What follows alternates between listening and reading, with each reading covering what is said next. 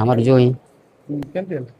କେମିତି आम तली बोल सगिला अदर लाख सरी मोटरसाइकिल अंतरलु बाट तेल सारी गला तेल सारी जाके आमलेस फोन कला के आमलेस आसिकरी मतली आमला मतली मतली डाक्टर कहला नाई मुई न पारे मालगाड़ी निया कहला मालगाड़ी अनुआनो ने मरीगला तेल तेल सरला बोले तेल सरला बोली घटघंटा ते भी देलु आरामे घटघंटा भितर तेल दुईले घटघंटा भितर आइले बसाई तू आगा ଗଛରେ ପଡିଗଲା ଆମ୍ବ ଗଛରେ ପକେଇଥିଲା ହେଲେ କେମିତି ହେଲା?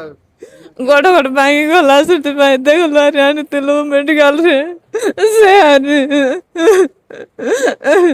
ଆଣିଥିଲା ବେଲେ ଜୀବନ ଚାଲିବ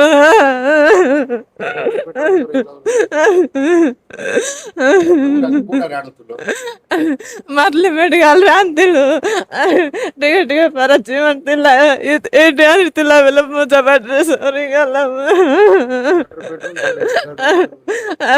ହୋଲସ ଗାଡି ଥିଲା ଆଣିଥିଲୁ ଆଜି କେଟେ ପାରିଲୁ ନାହିଁ ମେଡିକାଲରେ। କାଲି ରାତିରେ ମାଥିଲି ଏସଡିଏଚ୍ ରୁ ଜଣେ ପେସେଣ୍ଟ ବସନ୍ତ ଖିଲୋ ବୋଲି ରେଫର ଆସିଥିଲେ ଯେ କି ରିସିଭ୍ ଡେଟ୍ ଥିଲେ ମେଡିକାଲରେ ପହଞ୍ଚିଲା ବେଳେ ତାଙ୍କ ଡେଥ୍ ହେଇଯାଇଥିଲା। ତାଙ୍କୁ ପଚାରି ଯାହା ଜାଣିଲି ଯେ ସେ ଆମ୍ବ ଗଛରୁ ଆମ୍ବ ତୋଳିଲା ବେଳେ ପଡ଼ି ଯାଇଥିଲେ ଆଉ ତାଙ୍କର ଲେଫ୍ଟ ସାଇଡ୍ ଚେଷ୍ଟରେ ବହୁତ ସିଭିୟର ମାଡ଼ ବାଜିଥିଲା ଆଉ ରାଇଟ୍ ସାଇଡ୍ ଥାଇ ଆଉ ଲେଗ୍ରେ ବହୁତ ସିଭିୟର ଟ୍ରମା ଥିଲା। ଆଉ ମୁଁ ତାକୁ ଏକ୍ଜାମିନେସନ୍ ପ୍ରାଇମେରୀ ଏକ୍ଜାମିନେସନ୍ କରି ଯାହା ଦେଖିଲି ଲେଫ୍ଟ ସାଇଡ୍ ଚେଷ୍ଟର ମଲ୍ଟିପୁଲ୍ ରିବ୍ସ ଫ୍ରାକ୍ଚର ଅଛି ରାଇଟ୍ ସାଇଡ୍ ଫିମର ଆଉ ଟିବିଆ ମୋଷ୍ଟଲି ଫ୍ରାକ୍ଚର ଅଛି ତ ଇମିଡ଼ିଏଟଲି ମୁଁ ପୋଲିସ ଇନଫର୍ମେସନ୍ ଦେଇଥିଲି।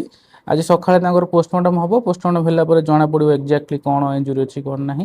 ତ ସେ ଆସିବାରେ ଟିକେ ଲେଟ୍ ହେଇଗଲା ମେଡିକାଲରେ ପହଞ୍ଚିବାରେ ବାଟରେ ତାଙ୍କର ଡେଥ୍ ହେଇଯାଇଛି ରେଫର ହେଲା ପରେ ଆଉ ହେଲେ ପେସେଣ୍ଟ ପୋଲିସ ଇନଫର୍ମେସନ୍ ଯାଇଛି ପୋଷ୍ଟମର୍ଟମ୍ ଆଜି ହେବ ଆଉ ମାଥିଲି ଏସଡିଏଚ୍ ରୁ ରେଫର ହେଇଛନ୍ତି ରେଫର ଆସିଥିଲେ ରାତିରେ କାଲି ରାତି 11:30ରେ।